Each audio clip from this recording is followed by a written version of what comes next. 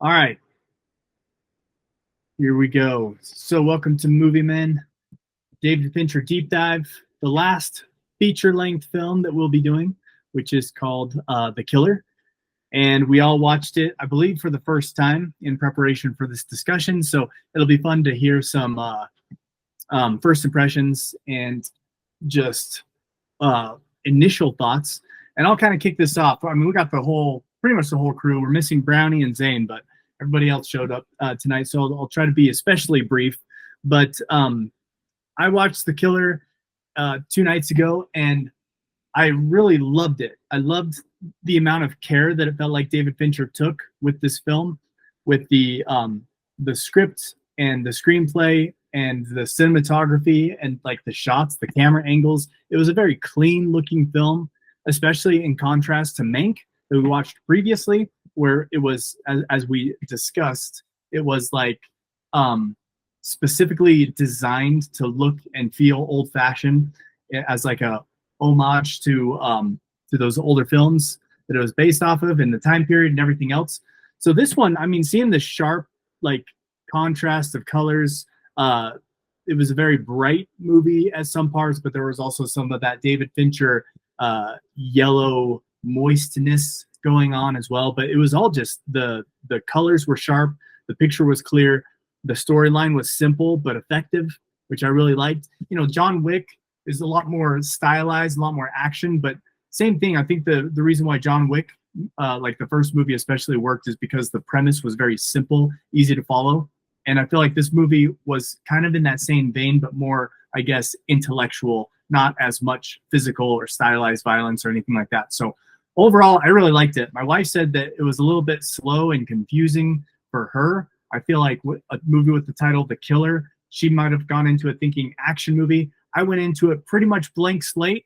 And so the fact that it turned out to be like a slow burn thriller, dialogue heavy, internal dialogue heavy, I kind of took it as it came, and I really enjoyed it. So I had a good time watching this movie. I really liked it. I have a very positive perspective. But Justin, we'll go to you next. What were your thoughts? Well, I would definitely say that the amount of people that showed up for this one shows you how good of a movie this was. um, that was just a slight jab at all the rest of you. I thought that this was, um, you know how they talk about as, there's stylized movies and then there's ones that try to be realistic as possible. I felt like it was David Fincher going, what if, you know, you took the real world approach to what a serial killer would have to do. He'd have to eat cheap burgers, stay at cheap hotels, abandoned warehouses, inner monologue. And I just love the opening line where it says you have to be comfortable with boredom. And I think that's what's missing in our society. We don't know how to be bored anymore. And then I did like how he went from progression from the few to the many. Um, Overall, I would say I really liked the realism aspect of this movie. It didn't feel like John Wick. It felt like the opposite. Or maybe we can discuss this later. Maybe this is the origin story of John Wick because he goes on an island. We'll talk about the ending later, but he's got a girlfriend and all that stuff. And then what if? Anyway, that's my initial thoughts. Love it. Callum, let's go to you next. What were your thoughts? Um, so I watched the movie when it first came out on Netflix, and I watched it recently with Drew in Drew's movie theatre, and I think Drew's movie theatre made the movie so much better. So shout out to you, Drew. Good job. I I'm glad that I watched, like, watching it in Drew's made the experience better, but I enjoyed the movie. I don't think that I'd rush to watch it again, you know? Like, maybe in a couple of years' time, if someone that I was wanting to watch a movie with was like, "Oh, I've never seen this," I'm like, "Oh, it's worth a watch. Let's put it on." But it didn't blow my socks off. I did think it was interesting. I did enjoy it. I did like the character. We can get into some of the other characters a little bit later if you like. But something that I said to Drew was that there wasn't anyone else. There was the other, like, I can't remember what her name is. The lady that's described to look like a Q-tip. Was the other kind of like more known actress or actor in the movie. But aside from that, everyone else, apart from so there was the fight scene, there was the Q-tip lady, and then there was the organizer with his assistant in that room. Those four characters had the biggest parts to play, and all of them, apart from the main guy, it was very minimal. Everyone else, it could have been like an extra that you paid to say a line here or there, you know, which maybe was just trying to emphasize the acting of the main character, you know. I did like him. I did like the thought of him being like some OCD perfectionist. What happens when you make a mistake? Oh no, what am I going to like try to cover everything up and try to remain calm in the chaos after that. But yeah, all in all, I thought it was interesting. But again, didn't blow my socks off. I wouldn't rush to watch it again. I'd be curious to know, we can talk about this later, but what you would change about it to make it more perfect movie, in your opinion, Callum. So maybe ruminate on that and see if there are some areas that you could identify that if you were in charge, that you think would spice up the movie to more of your liking, more of your taste, because I personally loved it. But I do kind of lean into the more cerebral, slow burn, solo introvert type character pieces. Again, I wasn't expecting it, but the fact that it turned out to be one of those types of movies is just more in my kind of vein of taste personally. Drew, what were your thoughts? Yeah, well, first and foremost, let us all raise a glass to my big brother, Bobo, on his birthday. Here's the 39, my boy. 39? 38. 39.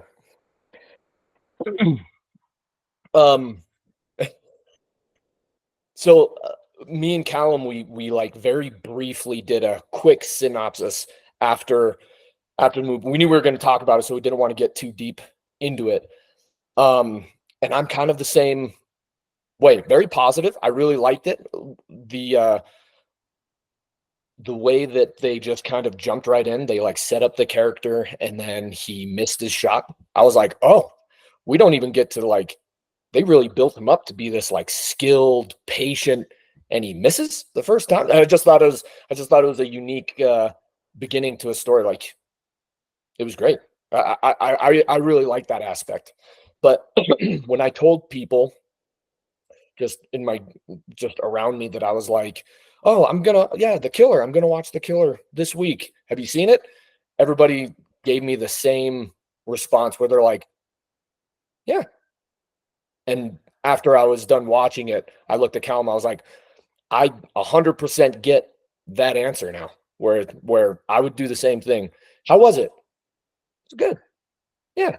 There's just like something that it had so many good little pieces, but I feel like it might have, and I don't know, and I like the movie, so my heart is open for change and to love this movie. But I think maybe what happened is Fincher did a lot of like really good little things, but when they got put together, they didn't synchronize maybe as well as it could have. And I'll do the same thing. I'll think about what I would have changed to make it better. But the big thing that me and Callum talked about is like everybody else was pretty unforgettable, and whether that's on purpose or not, like because they really wanted you to focus on The Killer, which is the title of the movie. I could get that, but I fear that other people watch this and it's I think it's a forgettable movie when it comes to like the masses. Yeah. Like I enjoyed it, but I think I think that's my opinion. Interesting. Sounding more and more like I'm gonna be the one apologizing for this movie. Alan, what were your thoughts? Is it a green light, red light for you? So Drew touched on something that I really that I'm going to hone in on here. but I'm going to start with, if Gone Girl is the hyperbolic epitome of like the crazy girlfriend, this movie is the hyperbolic epitome of how a man views himself, and I absolutely loved it. I thought this was really fun, especially the beginning of the movie where he does say it's amazing how physically exhausting it is to do nothing. I love that line so much. And then to Justin's point, it's very much in contrast to the way that the world that we currently live in today. But like throughout the movie, he repeats multiple times his little mantra, right? Like, stick to your plan, anticipate, don't improvise, trust no one, never, what did he say? Never yield or never take the advantage. No, never yield the advantage. He doesn't say, never yield the advantage. Fight the only battle you're paid to fight. But throughout the movie, he breaks all of those rules. And what I thought was hysterically ironic is at the very beginning is how he talks about how methodic he is. My process is purely logical, like narrowly focused by design. Like these are all the things that he would say internally throughout the monologue. So he builds up this picture of this really intense, this really skilled killer. And then the very first thing that he actually does is muck it up. He misses the shot. And then that kind of like, it made me laugh. But then as I'm like watching the rest of the movie, that was kind of the mantra, like all throughout. Like he talked multiple times about like, don't have empathy, or what did he say? He said, forbid empathy, right? Empathy is weakness and weakness is vulnerability. And yet he multiple times, I wouldn't say constantly, but multiple times in the movie, he shows empathy towards the victims that he's chasing.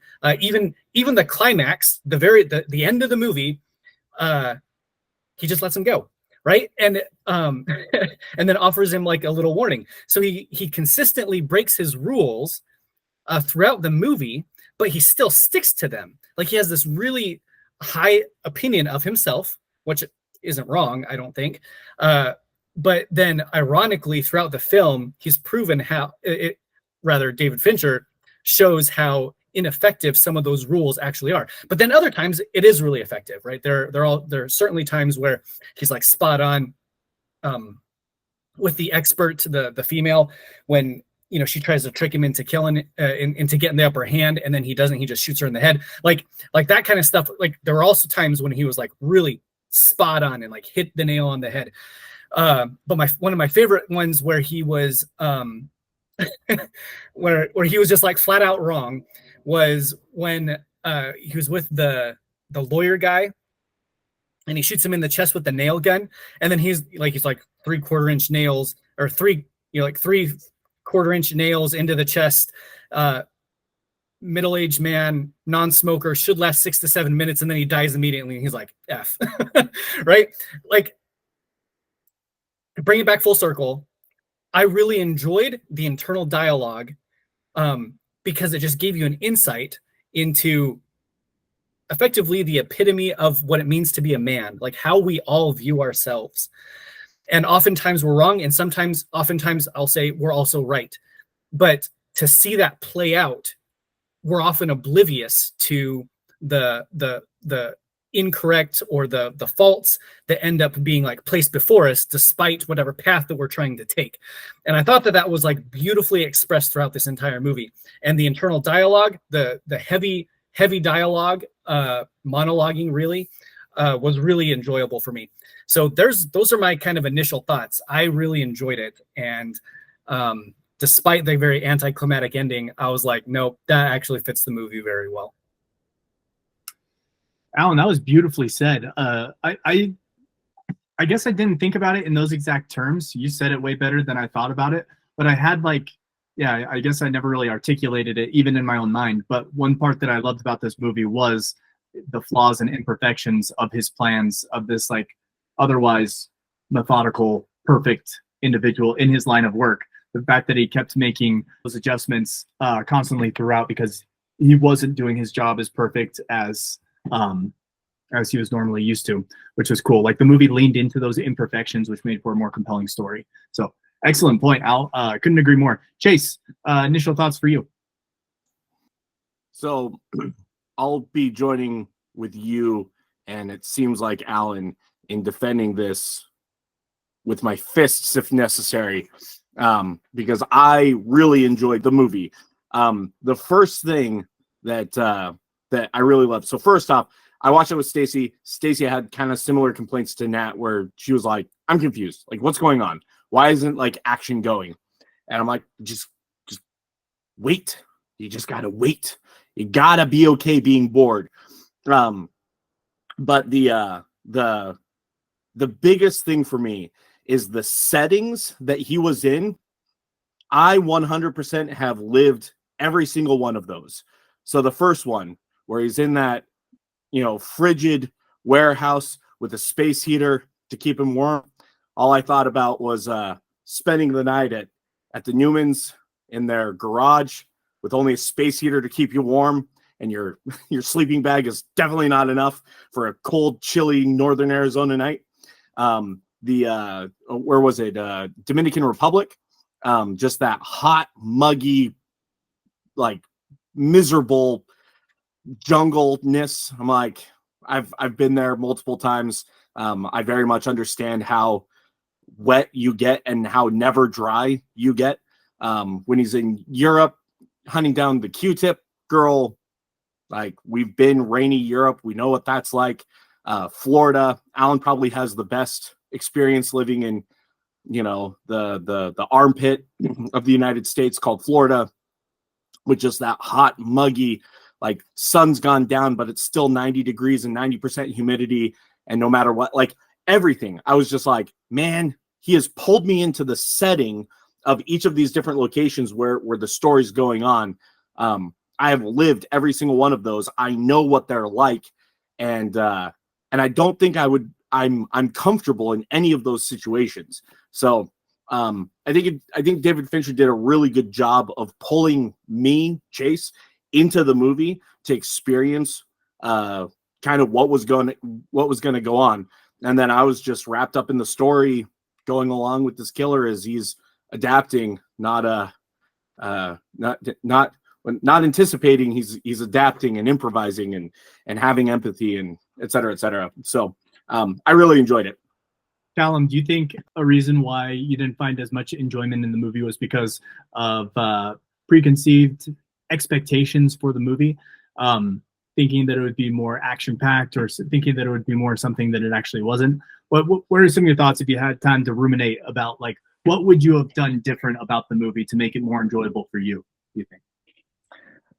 Well, it's a difficult question because as you were saying before, I think before we started recording, how with David Fincher movies, not all of them were like the exact same. Seven was very different to The Social Network is very different to it's all different. So there was a couple of David Fincher movies that were like perfect in my eyes, but variety is the spice of life, So if you wanted to do an experiment and be like, okay, I need to have, I want to have something as both. I mean, sorry, as Chase just said, you need to be. What did you say? What was the quote? You need to be comfortable with boredom. Is that the quote? Yeah. What other movie have you watched and thought, I'm bored right now, but I'm with them. I'm going to be bored with them in this movie, like so maybe that was David Fincher being like, I'm going to see if I can have people anxiously engaged in their boredom in this movie, and that's fine. It's just that you would need, for me, I would need to be like in the mood to watch. Sorry, sometimes you need to be in the mood to watch like a hardcore war movie. You might have some perfect war movies, but you need to be in the mood for it. With this one, I'd watch it again, but I'd need to be in the mood for it. I'd need to be prepared to be like, okay, this is a little bit of more of a going along with them with for the journey here. So I don't necessarily think that there would be much that I would move or change to what David Fincher done. I don't think he made any mistakes in the movie that I would quickly criticize. It's just that in comparison to some of these other movies, like for example, see the game like that sets a hook for you to bite, and then it pulls you right on in, and you're guessing the whole way through it. You're thinking, what is going on? Like that just hooks you right in. Whereas this, it's like you need to deliberately tell yourself, okay, I'm gonna engage. I'm gonna be along with the journey. So yeah, again, I don't think there'd be much that I would change. Going to your question, it's just that, yeah, maybe this will be more of like a the people that see similarities, like what you were saying, Bo, how the introvert in you was enjoying the portrayal of an introvert assassin. You know, maybe that will start like a cult following or whatever to this character, to this guy. But for the masses, as Drew was saying, it'd be difficult for the masses to be like, this was an excellent movie. I blew my socks off. Can't wait to watch it again. So that didn't really answer your question, but maybe that answers more to the point of why it didn't blow my socks off. You know what I mean? So I wanted to just say, I think our Scottish friend here is addicted to Michael Bay movies, and he just can't appreciate good film anymore. He just needs explosions and rockets. No. I think what made this movie what it was is it's more of actually what David Fincher does. David Fincher is a control freak, but then he actually makes a movie with 50, 60, I don't know how many crew of movie is, and it's organized chaos, and he can't control it, but he tries to make a movie.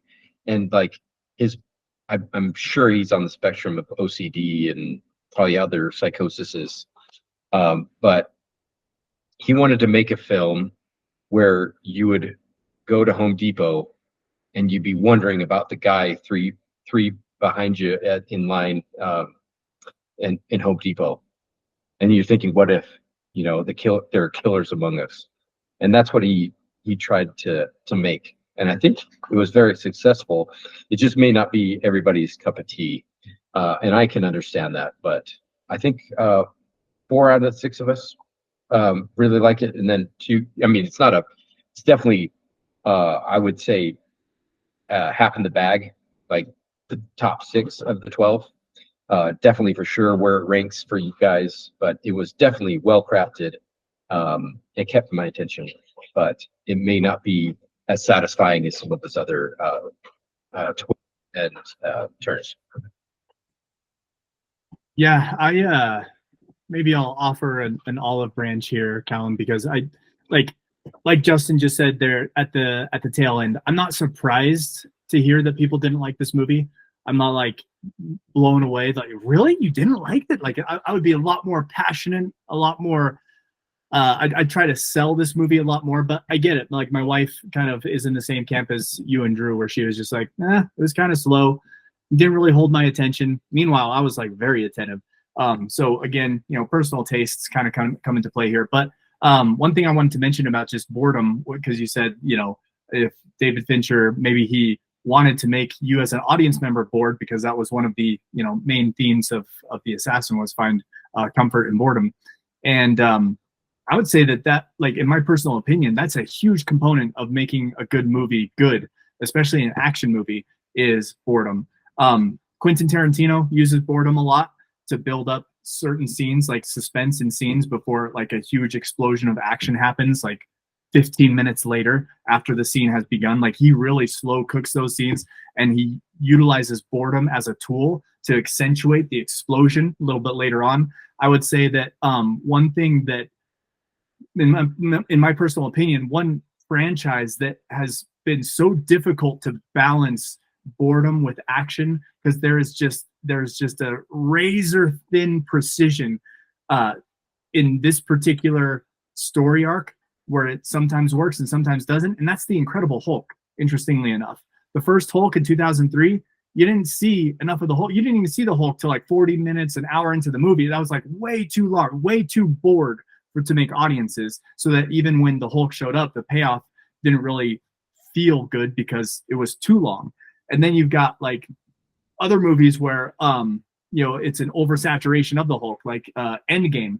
Like seeing the Hulk was no longer special because he, like Bruce Banner, had now become symbiotic with the Hulk. And so anyway, but I feel like the Incredible Hulk, think about it. There was enough Hulk where he's like fighting the military and everything going on. Ed Norton's Hulk is what I'm talking about. And then there was like this 3/4 in the movie, there's like this long drag where he doesn't have an episode where he doesn't turn into the Hulk and he thinks that he's cured himself of it. And then the Abomination is like tearing apart the city and he has to jump out of the helicopter and you don't know if he still has the Hulk in him. Again, perfect utilization of boredom, because you had gone like probably about 20-25 minutes up to that point without seeing the Hulk.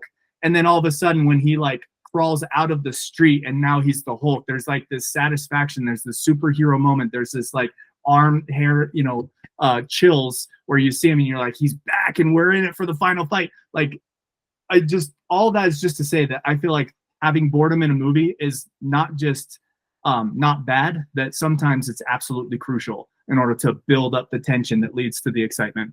Not to say that this movie is a perfect illustration of that. I'm just saying that maybe being bored during a movie isn't as much of a knock as we sometimes feel. Chase, go ahead. As we were going through that, it kind of reminded me of like Michael Crichton books or movies where there's enough that like, and I won't say it's boredom, but it's right. I mean, for Michael Crichton, he has to explain the science behind what he's gonna do. But if it's Jurassic Park or Sphere or Congo, right? He has to give you enough of a background that like when the dinosaurs show up, you're like, holy cow, this makes sense. And I'm so enthralled, and you get to live that experience. And I feel like with this movie, it was kind of the same, where by going through that mental process, you start to understand the mind of the killer, that character, and right. And it's like, I've spent enough time listening to a monologue in my own head that now I'm starting to, maybe understand, like put myself in those situations and go, what would I do? What would I do different? Right. Whatever. And so, yeah, I think utilizing boredom or slowness in movies, maybe slowness is another way of describing it, right? Where there's not a lot of action. It's a lot more of the story building. It is a hard thing. And I'm sure we could all list off 20 movies where it has worked and 20 movies where it hasn't. And I feel like with this one, how he was doing it was just right, letting you be inside the mind of the killer as he's going through his process. Yeah, and just to further accentuate the point, like the first Ninja Turtles movie, when they, leave New York and they're at the barn, it kind of slows down. The movie slows down, which again leads to the excitement of them coming back to New York City and like facing the Foot Clan or whatever the case was. But I think a great example of being bored in a movie with no payoff, and the like boredom is absolutely unnecessary, and that's pretty much anything that Disney has put out with Star Wars or with Marvel in the past 3 years. That's where, because here's the thing, whether it's the Ninja Turtles movie, during the farm scene where she's taking care of Raphael, who's asleep in the bathtub or whatever, like it's still, the music is great. The acting is great. You're still watching the turtles in motion. Like it's still interesting, even though it's slow. I feel like that's what Marvel and Star Wars is missing in the past 3 years, is everything looks like a green screen behind the actors. The actors have pretty much phoned it in. Like you aren't watching Marvel movies for the performances. And the storylines just suck and you're just bored. And so there's, at least in David Fincher movies or Quentin Tarantino movies, during the slow parts, the cinematography is still beautiful. The costume design, the set design, the acting, the sun flares or whatever, like the style of cinematography, all of these things during the slow parts of The Killer, I was still like on the edge of my seat, just like eyes glued to the screen. Michael Fassbender, his ability to act and his I don't know, is he naturally that flexible, or did he get that flexible for this role, for that one scene where he hugs his legs? I'm just like, the dedication this guy has to his craft was such a pleasure to watch, even if nothing else was going on during the movie. If you're just watching him on an airplane or in a hotel room, I was still fascinated because he was still giving it his all. He was still giving a great performance. The cinematography still had that yellowish, darkish, wetish hue that David Fincher, has his signature on. And so even when the movie was slow, I was still enjoying the heck out of it, because I'm like, every component that makes a movie great is here, except for a plot point or two, as the story kind of slowly moves to the next point. So anyway, that's how I perceive it, though. Drew, is any of this resonating, or are you still like lying in the sand? You're like, nah, didn't really work for me. No, after listening to all of you guys, I'm like, this is what I needed, because, and this is why I love these chats, is because something like this where I'm like, I know I should like it. Everything was up my alley. And so I know I like it. I just couldn't pinpoint what it was. And I think what Alan said really resonated, where it's like, I mean, going back to like getting the masses involved, it would take away the special aspect of being able to figure it out on your own if they added a line of dialogue of him saying, this is me as a man, or something like that. It would take away from the perspective that you'd have to have. And I think that was the big point. And then when we're talking about boredom, yeah, I mean, there's so many movies, and there's even like B-class movies that do it really well. And it's so crucial to storytelling. I feel like Bone Tomahawk is the one that I thought of, where I think Bo, maybe Chase has seen it. I think, but like Bone Tomahawk is like, you feel like you're thirsty and you're dry and you've got sand in your boots with them. And so I think David Fincher did a really good job of putting you in that scenario. And I just needed to hear others' perspectives to like connect the dots, which is what I was saying. I said that he did everything, so many good little things. I'm just not sure what would make it cohesive. And I think it's just the attitude of watching, rather than like, I mean, we just got done with like Gone Girl, which is, in my opinion, a perfect movie. And it's so hard to go from that to Mank to this, like you have such a high standard, and then you have such a low standard. And then when this one lands anywhere in between, it feels mediocre, when really I think it deserves more credit than it actually got. And maybe that's just our curse watching all of these in a row. Yeah, you bring up a good point, Drew. And I think part of it is we talk about this a lot when we talk about what makes a good movie. And one of the things is implied intelligence. And it's when the director allows the audience to kind of make draw some of their own conclusions. And I haven't looked up any reviews or anything else to see what other people have said about this movie. And so I might be completely off in what I was saying about it being like from, just the way that a man views himself. Or even if it's just like a parody of, David Fincher, his own internal thinking or something like that, right? Coming onto the screen. But I do know that The Killer is also like a graphic novel. So it's not like an original story. He just put it on the screen. And so there's probably elements that he took from, the source material to put it there. But that kind of implied intelligence is what really made it fun for me. And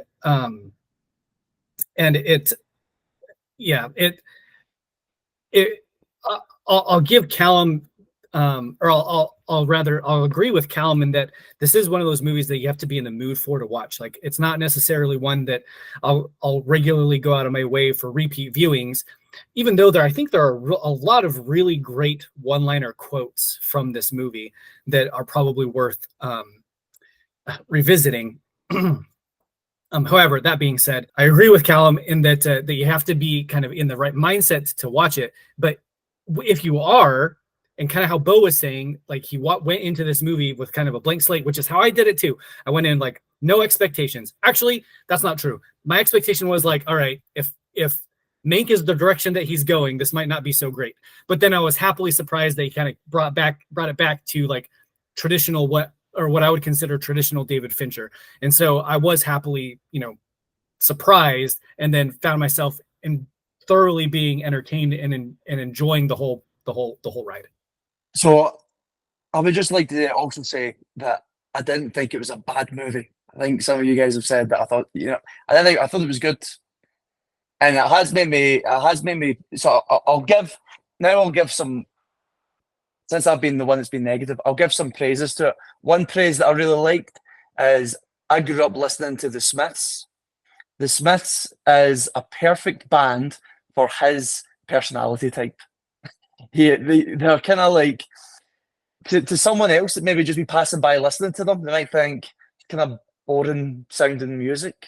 But when you really listen to it, it's actually like, it's got a lot of meaning behind it. It's got a lot of weight behind the songs. It's got a lot of emotion behind the songs, and maybe behind his persona of being just a emotionless, bored man.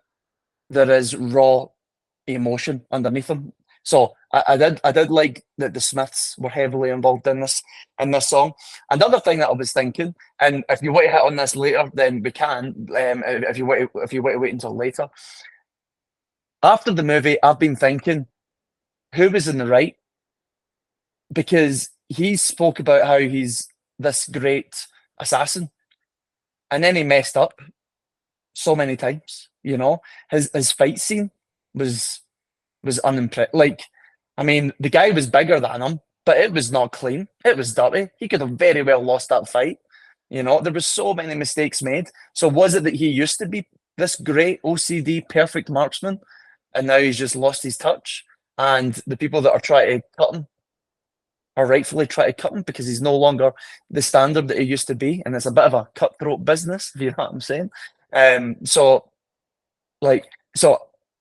Were they right in that business, in that industry, to cut him out, or was he right to go on the rampage that he went on and trying to go all the way at the top? Yeah, I kind of like felt as though when you were talking about the boredom, the anticipation of what he could become. We know that the anticipation of becoming the Hulk or become like these superhero moments is incredible. But the anticipation moments in this was for him to go through a unclean, attempt at retribution. And it wasn't, those moments didn't blow your socks off or anything like that. It was, you kind of felt on edge because you were thinking, this guy could definitely lose at any point here. So I was thinking, were they right to kind of like cut him out at this point because he was making so many mistakes? So that actually perfectly encapsulates one of the things that I was saying in my opening remarks. Is one of the things that he said, that he, like, one of his rules or whatever, like his internal monologues, was he said at one point, leave nothing for the elves. And he's talking about, don't leave forensics, don't leave stuff for their DNA kits and all that kind of stuff. He's like, you have to be precise. And that was the train of thought that it was, and it might have been right about that same time. And then exactly contrary to that logic, that internal thinking of how he's like, I know how to do this. This is the way that it has to be. And then he goes into that and completely bumbles it, and it has this gigantic, huge, super messy fight scene where his DNA is left all over the place. I mean, I think he burned it down, right? I kind of don't remember, to kind of cover his own tracks. But the point remains is that he didn't follow his rules again. And I think that is one of the things that makes this movie so entertaining, is that he says all this stuff internally, and then what you actually see is not that. And it was just, I really enjoyed it. So that was just another one that Callum just pointed out. Yeah, and I agree too with the I felt like it made it a more compelling story because he wasn't following his own rules. And it's almost like, anybody that has some sort of standard of morality, whether it's through religion or politics or parenting or whatever the case might be, where you don't measure up to your own personal standard of belief. I feel like that was like, this movie is a great example of that. They had the strict, rigid set of rules that he strived to keep perfectly, but because he's an imperfect person, because he's a flawed individual, and because this thing went wrong, he either had to bend some of the rules or neglect some of the rules in order to just, move on to the next step of his journey throughout the story. So again, I thought that the mistakes were, and you bring up a point where you're like, maybe he wasn't a good assassin, but I feel like that internal monologue that goes on with the first, what would you say, 15 minutes of the movie, like it's a really long scene, which again, I was enraptured by. But I just feel like the way that he talks about assassinating, the way that he assembles his gun, the way that he's patiently observing everything around him, being so meticulous and attention to detail, like days in advance of the actual thing needing to happen, as he's walking you through his mentality, it just establishes right out the gate, oh, this guy is a professional. He's really good at what he does. He got hired by this other company to assassinate whoever this is. That's actually irrelevant to the story. The story itself is what happens when a person who is this precise and this good at his job, which he establishes, messes up. When the job doesn't go as perfect as he wants it to, then what does somebody with that OCD kind of personality, how does he react to him messing up based on like something that he should have avoided or he should have been prepared for, but he messed up. And so now how does that like super rigid list of principles of perfection tie into him now cleaning up his imperfection? It's just, I don't know. I thought that it was really compelling when you think about it as like a cerebral, psychological, if you were in his shoes. And again, you're right. There was no like climactic, superhero moment where like, because it's based in realism, unlike a superhero movie that's based in fantasy and bombastic, feel good explosions or whatever. This was based in reality. And so you're like, I guess it still had those long stretches of boredom, but even like you said, the fight scene, it was dirty, it was gritty, it wasn't clean, it didn't look choreographed, which is like all things that I like about that scene. So anyway, again, this is just me, I guess, looking through rose-colored lenses. Anything you knock the movie for, Callum, I can spin right around into a positive. But again, I'm glad to hear that you didn't dislike the movie. What you're saying makes sense. I don't know. I think that just shifting your perspective a little tick in that direction, I feel like could be the difference between a meh movie and a really enjoyable movie. Now, see the first scene though. See what you're talking about, how it was built up to be some, don't you think it was a silly mistake? It wasn't even like he was outsmarted by just a superior bad guy or whatever.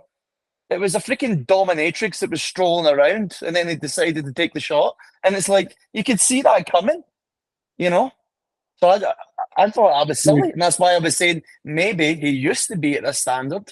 And then you met these old guys who say, oh, back in the day, I used to be like this, and I used to do this, this, and this. So maybe he puts himself on a pedestal because of what he used to accomplish back in these glory days. And then he shoots the dominatrix. You know what I mean? And I just think it's silly. Listen, man, I'll be honest. When I saw that he shot the dominatrix, I was like, I feel like I could have avoided that mistake. like she steps in front and then he pulls it. It wasn't, I don't know, maybe David Fincher could have taken a little bit more care for that scene to make it a little bit more simultaneous, where the trigger pull and then she steps in front. But it was like this obvious, she's in front and then you see him go boom. And then he goes, oh crap, as he sees. But yeah, even during that scene, I was like, I'm shocked that he messed up, because that looked like a pretty avoidable mistake. So yeah, to your credit, Callum, I actually thought that too. But again, to spin it into a positive, I was like, well, that's what makes this story compelling. A guy who's normally straight edged and perfect and really good at his job messes up. So now what is he going to do? Something with that kind of mentality. Chase, go ahead.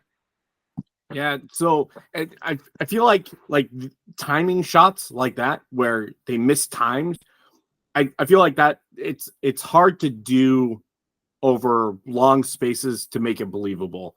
So in my mind, right, because Stacey was like, wait, he missed. Like, how did that happen? It's like, because she was walking in as he pulled the trigger. But we're not watching it real time. We're watching it between like 2 or 3 different locations. And so anyways, so in my mind, I'm like, right, that's one of those things where I go, I give it a pass. Like, I know what he was trying to do. And yeah, he didn't execute it very well. But having like those type of shots, pun intended, where somebody's pulling the trigger and you're seeing a reaction and a miss, like all at the same time. Like it's hard to do because we're not seeing it real time. When you pull a trigger, you know, almost instantaneously, it's hitting your target 200 yards away or whatever it is. Like anyway, so in my mind, that was just one of those. I give it a pass. Justin, did you watch this movie in one sitting or two, or more? Boy, thanks for calling me out yet again. In pieces. So whatever I can do, especially since I'm on the road and traveling, and I had to rapidly finish the end. But And Justin called With- me out for not having the attention span to, you know, and he's like, "Oh, I couldn't even watch it all in one sitting." Very good, Justin. hey, I said I know what the right thing is. I didn't say I always do the right thing. And I think that's what the whole mantra of the killer is, right? He has his rules. Doesn't mean he always follows them, but that's his ideal. That's his perfection. That's not what human beings, that's not what we do. Like as a dad, I don't yell. They listen to me the first time and they get all of my instructions correct and they know what I'm thinking when I ask them to do certain things. But when the plan goes south, I have to raise my voice and I have to get a little bit in their face. And I'm just misunderstood. The going back to kind of the conversation here about you know, I agree. I think this is where the panic room, when they're running down the hallways and he's trying to do it as real time as possible, but it's impossible to do because in film, two people running, you cannot see them simultaneously running unless you do it like 24, where you have two different screens or three different screens, and then you can say, oh, all these things are happening at the same time. In movies, it's more implied that was a simultaneous trigger shot, pull, stepping in front of the camera. That's all I have to say. I'm with Chase there. It's implied that it was simultaneous, not a mistake like, oh yeah, she's there, now I'm firing. It was obviously intended to be a simultaneous shot. And maybe we can ding Mr. David Fincher there for maybe not cutting the movie better, and maybe that would have fixed that. Drew, let's say you have the flu and you're staying home sick from work. Whatever that kind of day looks like for you. Your kids are all up at school, you're bundled up in blankets, and let's say you have 100 movies at your fingertips. Let's just say that you don't have internet access and you just have like a collection of DVDs, and there's 100 movies, and one of them is The Killer. Would it be in your top 15 choices to watch? No. When you've seen all the movies before, you've seen all 100 movies, every single one of them would be a rewatch, and you see The Killer is in there, and you've watched 4 movies so far today, and you're looking for the next one because you're just sick and you're a snotty mess, and you're probably going to fall asleep while you're watching it, so it doesn't really matter too much. Would this be even in the top 15 choices for you? Not top 15, but it might be in my top 200. Like Ooh, it's that's not not like, good. I mean, think about how many good movies there are, you know? That's a loaded question, because we have all for sure watched. I mean, we have to have watched thousands of movies at this point, right? I would say the vast majority of them are very like 6.5s to 7s. But I don't know if The Killer would make the list. Like like Callum said, like I said at the beginning, I like the movie, and kind of fleshing out the details has made me like it even more. And I'm like, oh yeah, I can see myself watching this again. you know, sometime in the future. But no, I don't think I can. I don't think I could get behind it when.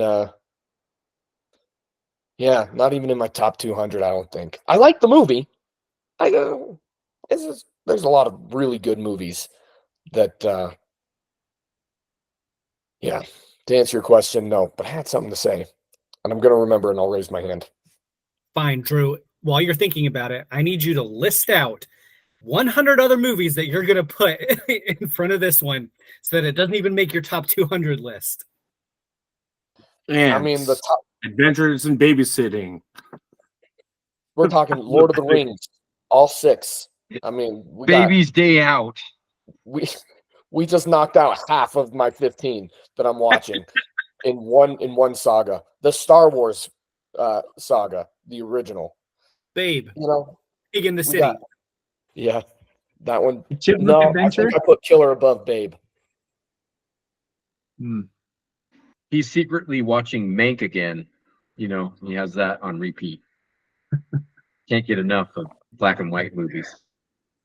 I need to say something else about this freaking dominatrix lady, right?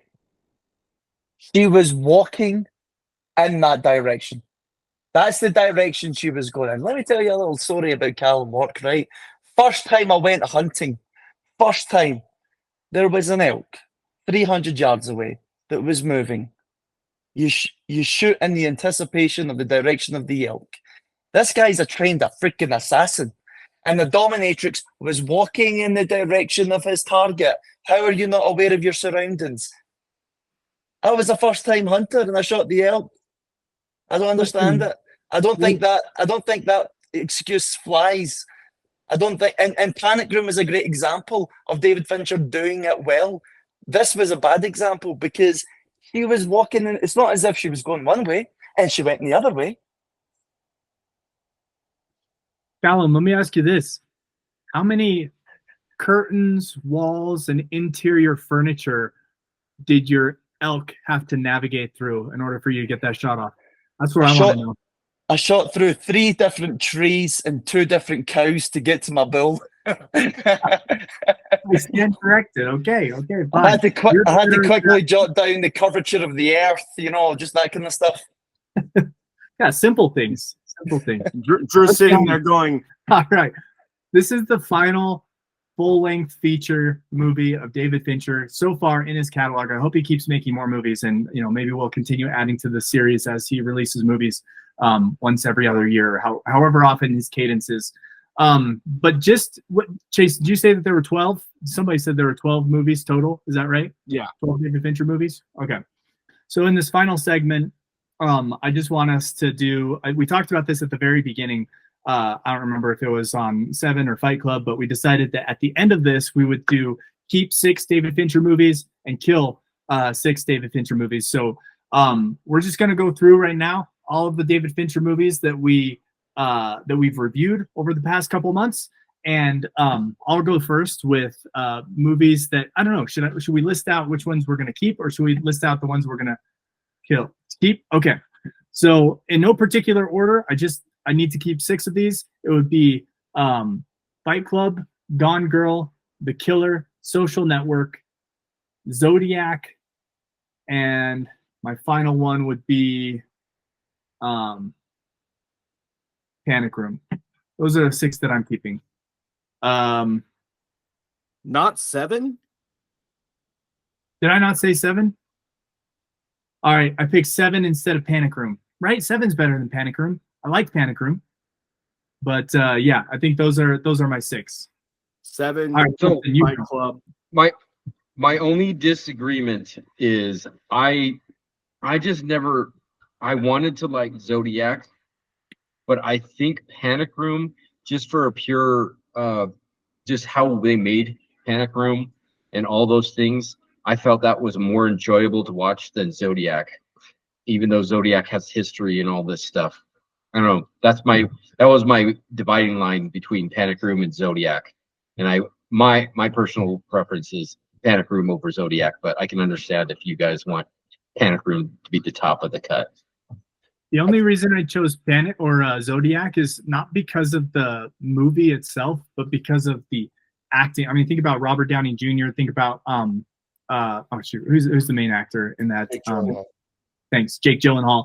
I just thought the performances were top tier, even though it was too long of a movie, dragged on a little bit. It was a little bit boring. But would you say that the action intensity and captivating nature of Panic Room supersedes the good acting in Zodiac? I would say that it's a close 6 to 7, because if you're looking for like a viewing experience, or if you're just looking for like a movie to watch at night with your buddies, you're like, have you seen Panic Room? They're like, no. I'll be like, oh, it's a great movie. It's a David Fincher movie. That I feel like happens more often than, have you seen Zodiac? No, I haven't seen Zodiac. Oh, you should watch it, just not with me. I don't have 3.5 hours to kill. You know, Buckle up, big boy. Here's a slow burn movie with no resolution. right? So I would There you go. exactly. That's a And good so point. I- I forgot. There's no resolution. That was very frustrating. Yeah. So I would do the same thing, and then I would do I think we all have pretty much similar lists, but I would put Panic Room above Zodiac, depending on my mood. But if we're on a desert island and we have to bring 6, and that's it, I think I take Zodiac. I think there's more to pick apart in Zodiac and to like think about and like glean from than there is Panic Room. But if we're talking, put it on my movie shelf, what are you gonna watch the most? I think Panic Room beats Zodiac out.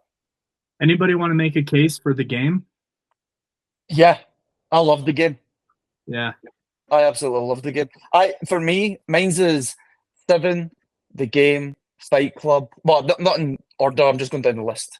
So 7, the game, Fight Club. I liked Panic Room. I like Zodiac. 7, the game, Fight Club. Definitely Gone Girl. I like Zodiac and I like Panic Room. Those would be my top 6. I think for me, The Killer would be number 7. Okay. So No you Killer and no Social Network. You think those are movies to kill? Sorry, what did you say, Drew? Did you say Social Net? So Social Network didn't make your top 6? Yeah. Huh. Interesting. wow, bold move. So what did you replace Social Network with? You had the game Game. and I've got the game, Zodiac, Oh, and Panic Room. that's right, because you got And rid my- of the Killer as well. The Killer and Social Network didn't Yeah. make the cut. Think America. Yeah. They're just below, mid-table. Okay, that's understandable. All Alan, where are you at? Alien 3 top tier. Actually, so okay, I think my list is almost identical to Bo's. I think, but I am with Drew that the Panic Room, Zodiac. That's kind of a tough one. So actually, I think I'm more with Drew on that one. I think I would put Panic Room over Zodiac, because if I'm thinking about movies that I would sit down and watch with somebody, I think Drew makes a good point. I'd say go watch Zodiac on your own time, but I'll watch Panic Room with you. Yeah. But other words, everything else on that list, on Bo's list, the way that Bo said it is really good. I mean, and then I honestly, I might put, if I'm using that metric, I would probably put the game above Zodiac too. Okay. Yeah. That's interesting. That's my conclusion there. Listen, I'm not opposed to that. Zodiac can bump 2 spots as far as I'm concerned. I'm not married to Zodiac. It's hovering right there around 6, 7, or 8, like right, interchangeably between the game and the Killer. Yeah. Chase. I think. Oh yeah, let's get Chase first. Sorry, Justin. Yeah. Let's hear Chase first. So I'm trying to figure out if like I actually like them or if I'm just being controversial. So I liked and I feel like it's that there were redeeming qualities of Alien 3 that we talked about 4 months ago. There are positive aspects to the storytelling that we're seeing in Alien 3, Girl with the Dragon Tattoo. I like they're at that 6, 7, 8. But yeah, like and Zodiac's tough, man. Like Zodiac, Zodiac gives me the feeling of like Grandma and Grandpa Boberg's house, of like too much static electricity. Yeah, But there's so Seven- many, like there's so much tweed coats and shag carpet. It was I see what you mean by that. Yeah. right? Just And exactly two other people outside of this chat will get that reference at all. Like, it's okay. They'll find their own Boberg, Grandma and Grandpa Boberg house to relate to. But yeah, it's 7, Fight Club, A Social Network, Gone Girl, Killer, right? Like top 5. And then like I'm sixes for number 6, 7, 8. I think there are cases that could be made for a lot of these on like what, I think it depends on who you're watching it with, when you're watching it, what state of mind you're in. I think there's a lot of aspects that would qualify. But like, right, if somebody was like, should I watch Fight Club? Absolutely. And I'll watch it with you. There's no hesitation. Social Network, Gone Girl, Killer, like all of those movies, I'm like, let's sit down and watch it. Those are great. And then you start getting into the, well, I'd recommend it, but I don't know if I have time for it or the energy for it or the, right, like the constitution for it. And so, and I feel like Zodiac's one of those where it's like, it was a good movie, but is it going to be on my rewatch every year, every other year? Absolutely not. Is it a movie that I'll watch when my kids are ready to watch a movie about the Zodiac Killer? Yeah, I'll sit down and watch it again. But it's right, like it's a hard movie to get through. So, and I feel like I could watch Panic Room more than I could watch Zodiac. I could watch Alien 3 more than I could watch Zodiac. But that doesn't discount how good of a movie Zodiac is. It's just there are movies that are more fast food or junk food ish, where it's easier to consume. Maybe not such a great movie, but easier to sit down and watch. What were you going to say, Jason, Justin? Yeah, I was just gonna say, well, if instead of doing 6 now, because I think we all have the same ones that are like middle tier and can be interchangeable, but if you had your favorite, like you would watch it, you had to watch this movie for the rest or once a year for the rest of your life, and then what's one that you're like you can never watch it again for the rest of your life? Just like the worst and the best of the whole David Fincher saga. And for me, I'm debating right now between Fight Club and Gone Girl as my forever watch. And I think I keep thinking like Mank I'll never watch again. But I'm like, I'll also never watch Girl with the Dragon Tattoo. But there were some redeeming qualities to it. And then I'm like, I would never watch Benjamin Button again. But there's some redeeming. I feel like it has. I don't. So I don't know. I'm curious to know what you guys think. I'm gonna say my favorite that I watch every year is Gone Girl. I think it's a perfect movie, and then never watch it ever again. But yeah, Mank. I feel like Mank. I feel like all the other ones I could get something from. I could feel something here and here and here, but not with Mank. What do you say, Chase? I was curious as you were kind of bouncing around. I was curious on just give me your number 1 best and number 1 worst. Number 1, Fight Club. And it is a movie I watch about once a year. And not discounting how good Gone Girl is. I think Gone Girl is also a perfect movie, but I think Fight Club is also a perfect movie. And then Mank would be bottom. And similar reasonings.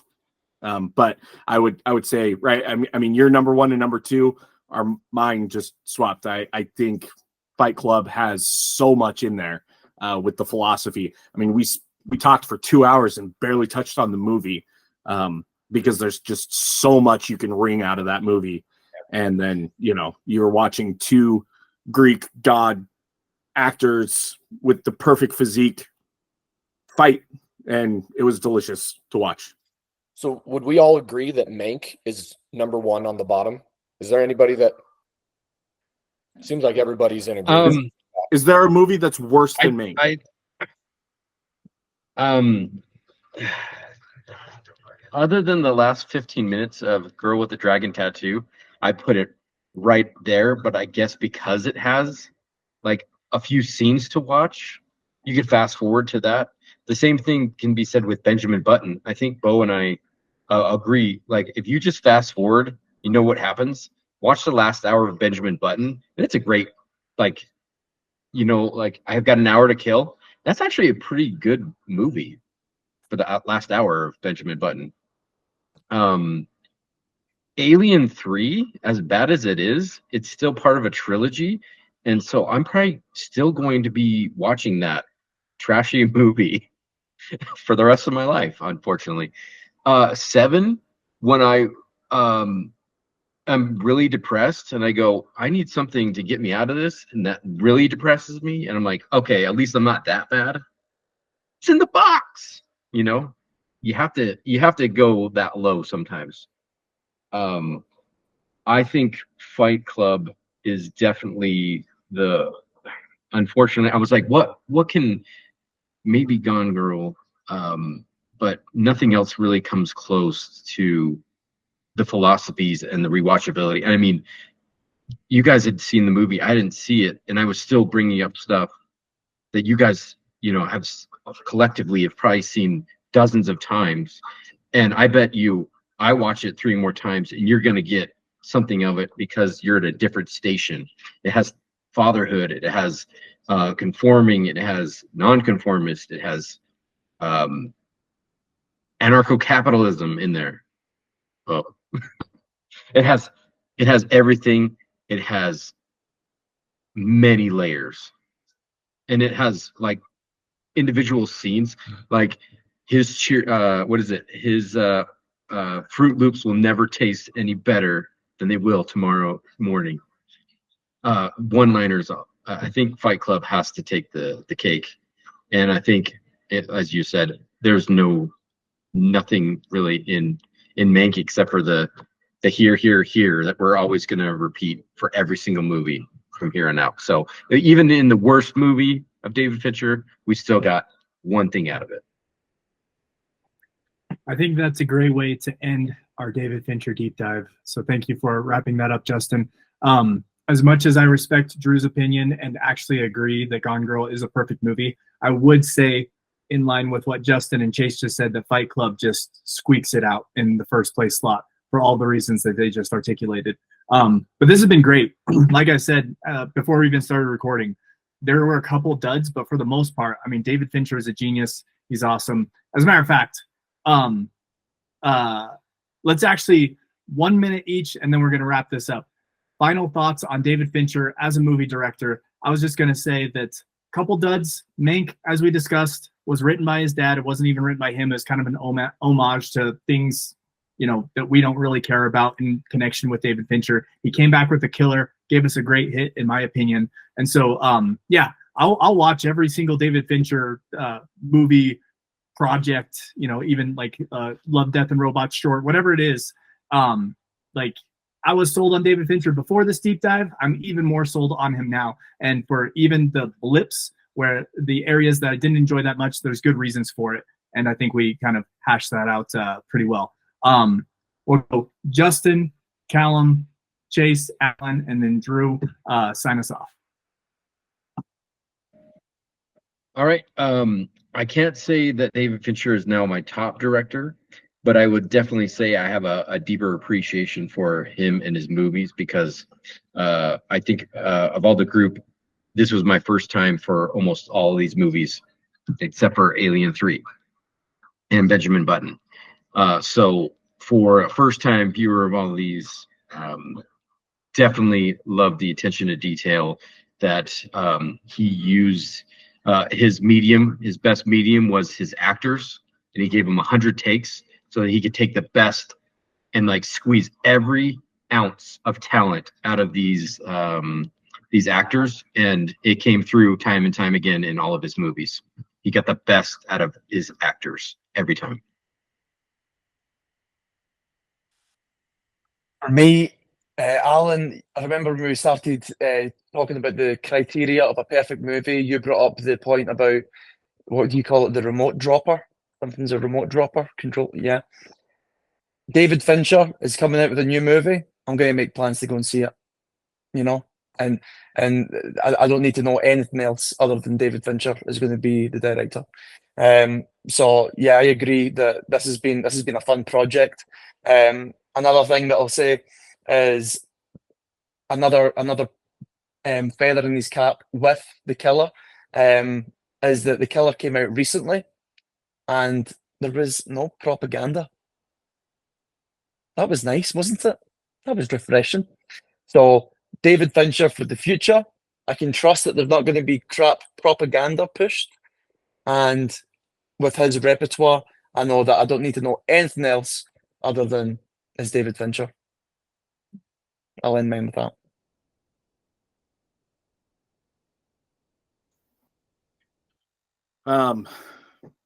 I've never wanted a towel so bad as while watching David Fincher movies. Everything is wet. It was really good though. He knows how to show a lot of human nature. Unfortunately, a lot of that human nature revolves around killing. But he does it really well where when you need to linger on a death, he lingers on the death. And he's not shy about like making you uncomfortable and making you feel something. And so as a director, I appreciate that he's not just giving us, you know, for the most part, he's not giving us fluff. He's giving us stuff that makes us feel uncomfortable, makes us think, makes us, you know, feel something, and challenges, right, us, you know, as moviesmen, that it's not just cotton candy that just dissolves as soon as we consume it, and there it was, and now it's gone. Like there's a lot to it. So I appreciated going through. Yeah, I learned a lot, and I learned a lot with you guys as we dissected all of these. So yeah, happy to figure out what we do next. David Fincher definitely has a particular style, and that style captures the imagination. It does a really good job. Like this, watching it all categorically and systematically like this, I worried that I would get bored, and I never was. Yes, he's got a style that he kind of sticks to. He's got a motif that is familiar to him. But he brings that to a myriad of different stories that I think the payout has always been really well, right? Like, to quote this last movie we just watched, he's narrowly focused by design, and he does a really good job of it. So I'm right there with Callum. David Fincher, like his name's going to come out attached to a project. I think I'm in. It just kind of hands down everything that he's done here in this list that we just went through, even the things that, you know, we kind of try to split it down the middle and be like, I got these 6 that I'll definitely, you know, stick to, and these 6 we throw away.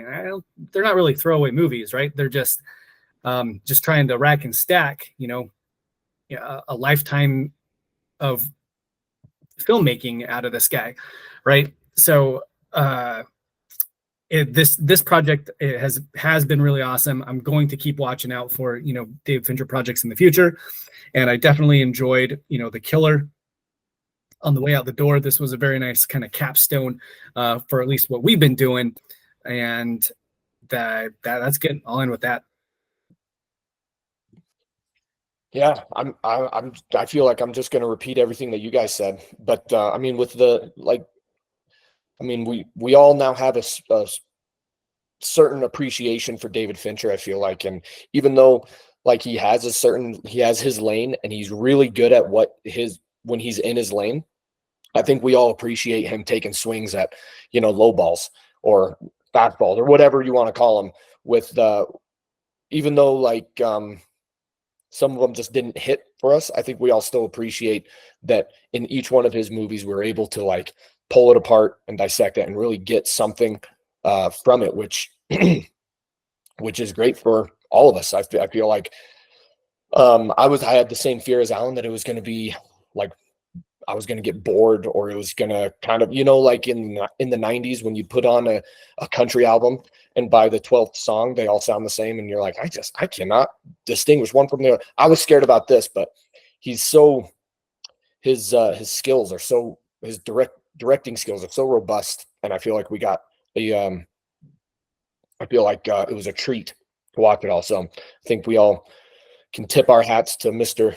Fincher, and we look forward to, more of his projects. And as long as they're not in black and white, I'm at the theater. And with that, we will sign off as Movie Men. This is the final episode of David Fincher Deep Dive. We'll come back in 2 weeks with a new deep dive of another director or another genre or another series, something. So I'm looking forward to figuring out what that is. But until then, have a good night, gents. Peace out. Night, boys.